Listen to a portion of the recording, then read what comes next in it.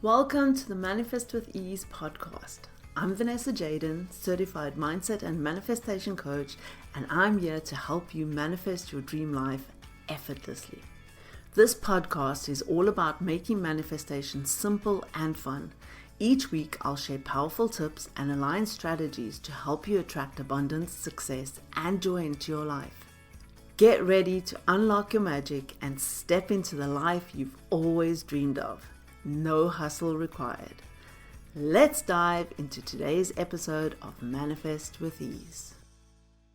I'm so excited to be recording this episode today because we are going to be talking about literally how to manifest anything through using my JADEN Manifestation Method. Now, this isn't a brand new concept and something new that's fallen into the manifestation world, but rather I want you to look at it as this is the recipe. This is what brings everything in manifestation together to help you manifest anything you want. When I was a young adult, I was literally manifesting all kinds of things. Money was coming to me. I had abundance. I would just get whatever job I wanted. And some things almost felt like they just fell out of the sky, like the time when I was moving into a new place and I just made a decision, or almost like a wish, like I want to have a microwave. And I never had one. I didn't have money at the time to get one. And literally like 30 minutes after I had said that, somebody called me up and said, "Oh, I have this microwave. Do you want it?" It's like, hell yes, of course I want it. So manifestation sometimes can feel like it's just this like absolutely wow, woo-woo. It's just happening. And then at other times, it might feel like it's hard. Like you have to work hard for this thing. And I want to just talk through all of this today because working hard for something is a belief. And it's not necessarily that you have to be working hard. But there is some action that needs to be taken within the manifestation process. So I would say my manifestation journey started when I joined a network marketing company. So before this, I was a very hard worker. I had a very good work ethic. I was in corporate, climbing the corporate ladder and doing really well. But I had no concept of mindset, whatever. I had, for many, many years, I had a desire that I wanted to study psychology, but that was more about like learning the behavior of people.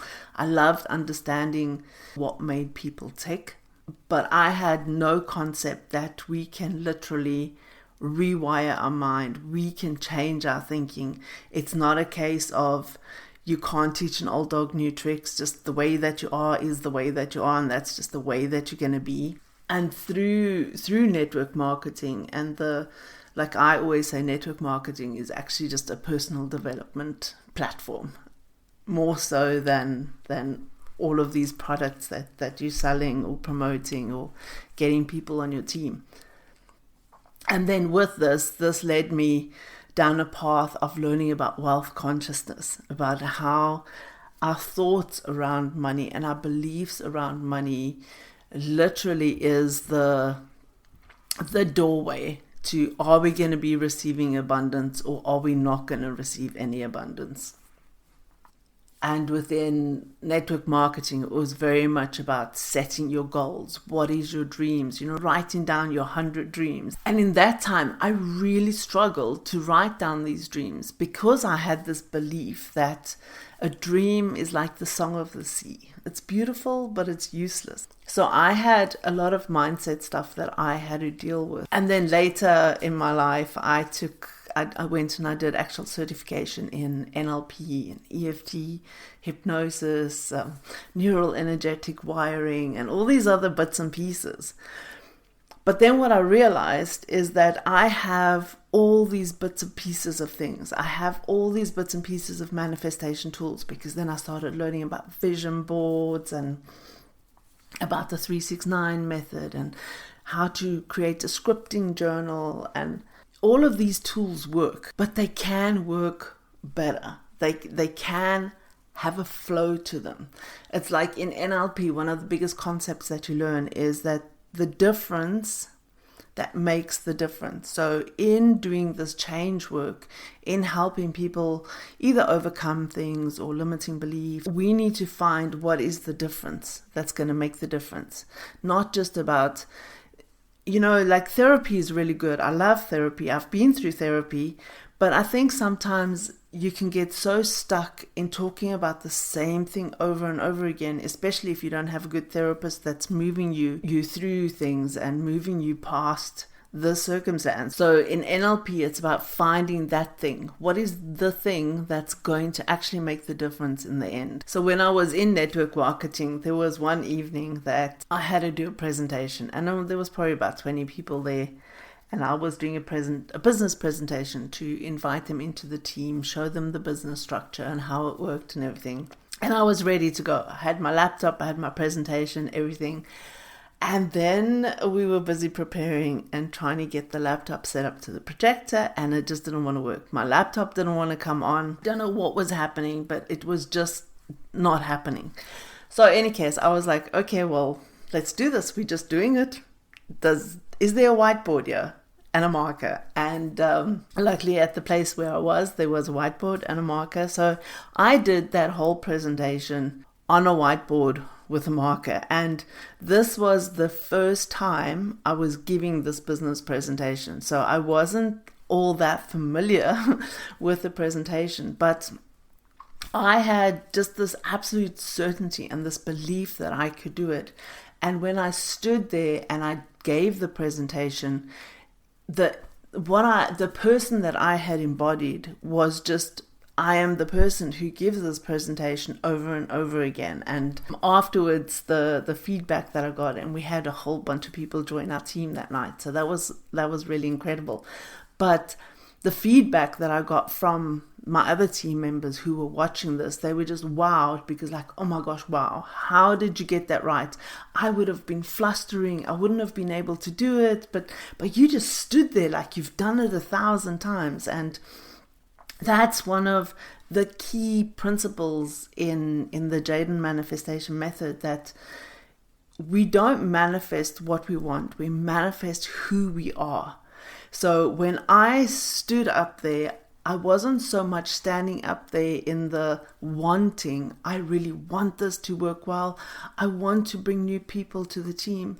But I stood there in the version of me who has already given this presentation 1,000 times. But sometimes it's not as easy as just stepping into that. Like I said earlier, I used to have this belief about that the dreams are beautiful but useless. So I couldn't really dream. So I could do these bits and pieces of things. And the JADEN method is what brings all of these things together. So like if you think about, I was talking about mindset and wealth consciousness and goals and dreams and vision boards and 369 methods, and all of these tools are ingredients. And if you think about baking a cake, so if you look at the cocoa is fantastic. Cocoa is wonderful on its own. There's so many functions that cocoa has. I mean, you can make a nice cocoa drink with it. You can make a chocolate cake with it. There's so many different things that you can do with it. You've got the eggs that go into a cake. You've got flour. You've got sugar. Maybe you put milk in your cake. Maybe you put butter or oil. All of these ingredients on their own has a function. And it works. And that's the same with manifestation tools.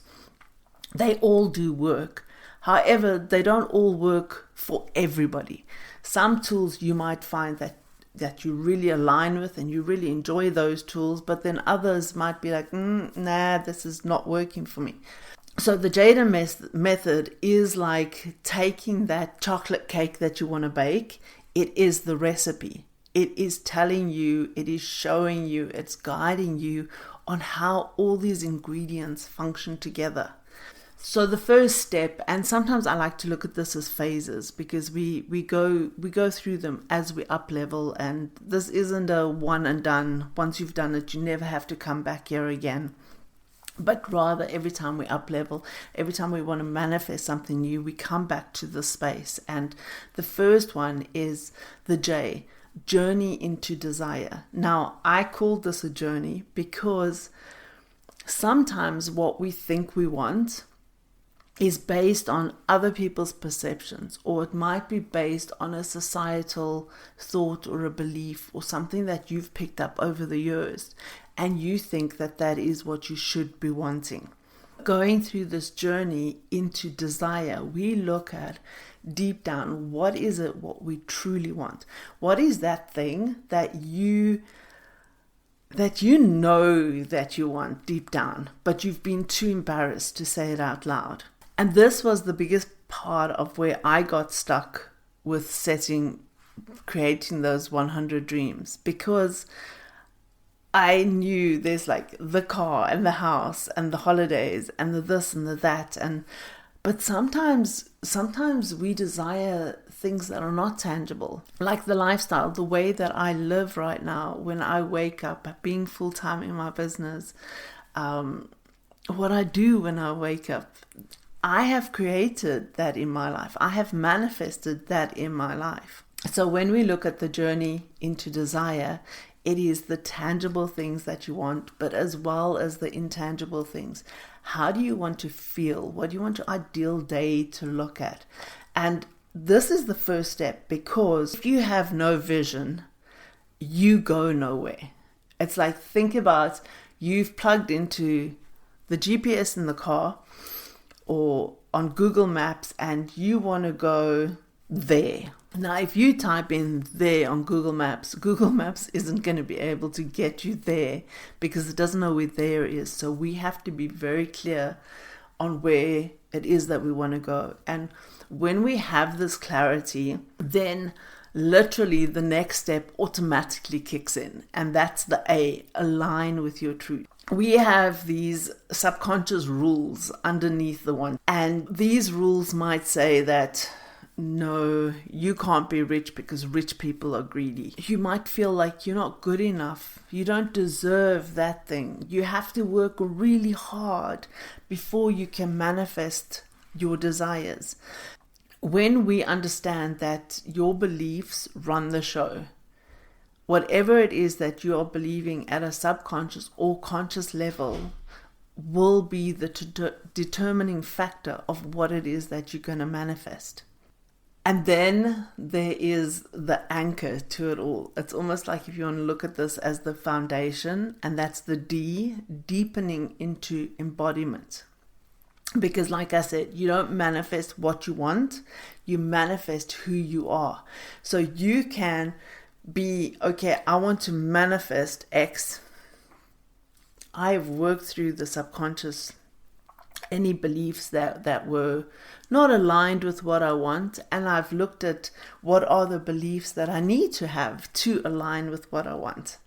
Now this is the part where you step into her. You step into her as she is the woman with the wish that has already been fulfilled.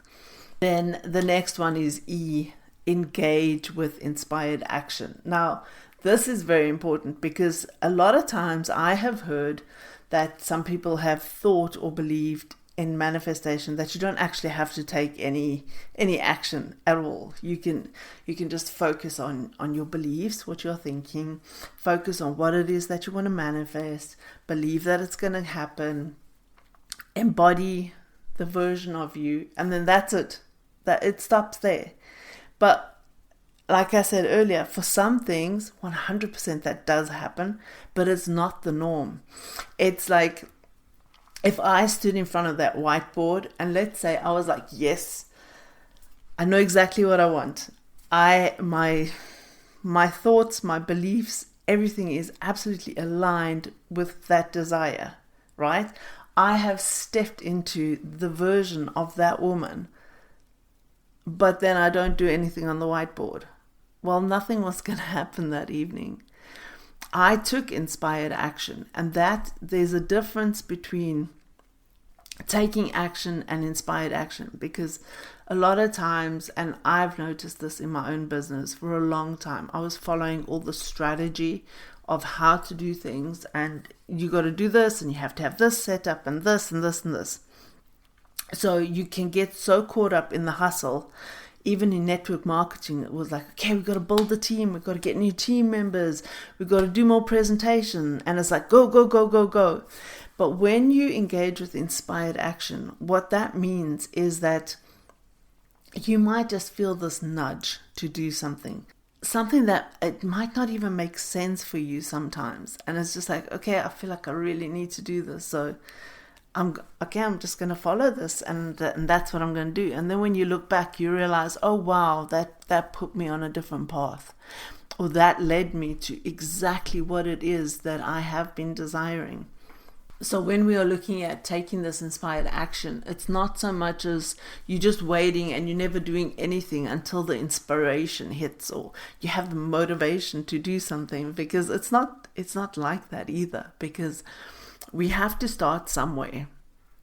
And it's when you get quiet and you get alone with yourself and you do the inner work, like we looked at the steps just above this, then you can start hearing those nudges. When you clear out a lot of the noise, it's like I've spoken before about how I quit social media and how I have felt the noise has cleared out and that I can hear my intuition more.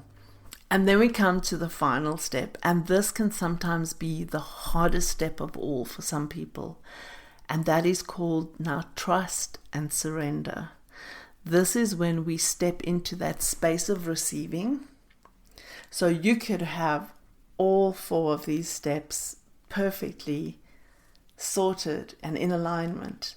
But if you have a subconscious belief, or if your nervous system is not regulated to receive, then your manifestation is going to be almost like, imagine it being in limbo. It's just hanging there in the universe, waiting for you to be able to open your arms and say, I'm ready. Trusting and surrendering is also when you let go of the how, when you're trying to manifest something. It's like when I was manifesting my ideal day and wanting to be full-time in my business and working from home and having my own home office. And when I was manifesting that, when in the point where I started, I had no idea how it was going to work, or at least how it was going to come into being. And it felt like it was years off. And I had to battle with this belief of, I have to work hard before I can have this. And then when I have this, I'm going to have to work really hard. And I had to work through those things. But I had to get to a point where I actually drew a timeline on my wall. Before my office was painted, but it was the most beautiful thing I'd ever done. I drew a timeline and I marked off exactly when it was that I was going to resign, and that was when I was going to start living my dream, as they say. And it actually happened a lot sooner than what I thought, because I did all the steps, I put everything in place, and then I left it there on my wall. I would look at it, I would fantasize about how nice it's going to be when I'm living this life, but I let go and I just trusted and I surrendered that everything was going to work out. And that's exactly what happened. So going through these steps, phases, you might have noticed that I have not shared any specific manifestation method with you, like any specific, you got a 369, you got to create a vision board. I haven't shared any of that stuff with you. And the reason for that being is different methods work for different people. There's women that I know who don't like journaling. There's women that absolutely love journaling. Some of my clients have found it very difficult to do the 369 method, and other clients absolutely adore it. So knowing how you manifest and how you're wired to manifest is super important. So if you're curious about how are you wired to manifest, well, I've actually created this beautiful quiz called the Manifesting Archetypes, which it's literally a few minutes that you can do, and then you will discover how you're wired to manifest. There are 5 archetypes. It's the visionary, the nurturer, the action taker, the aligned dreamer, and the grounded creator. Now, I know they all sound very fancy and fun, and you're probably listening to this and thinking like, oh my gosh, I want to be all 5 of these. Well, the good news is that you can if you want to. The quiz is more of a mirror than a labeling tool, because with the quiz you will get a workbook, and all the archetypes will be in the workbook. So if you want to take the quiz, you can find it at vanessajaden.com/quiz. I'll also keep the link in the show notes. And yes, that brings today's podcast episode to an end. It has been fantastic sharing this with you. If you want to know a little bit more about the Jaden method, you can head over to my blog also. I've written a post on that. You'll find that at vanessajaden.com/method. So until next time, embody, believe, and manifest. Have a fantastic day.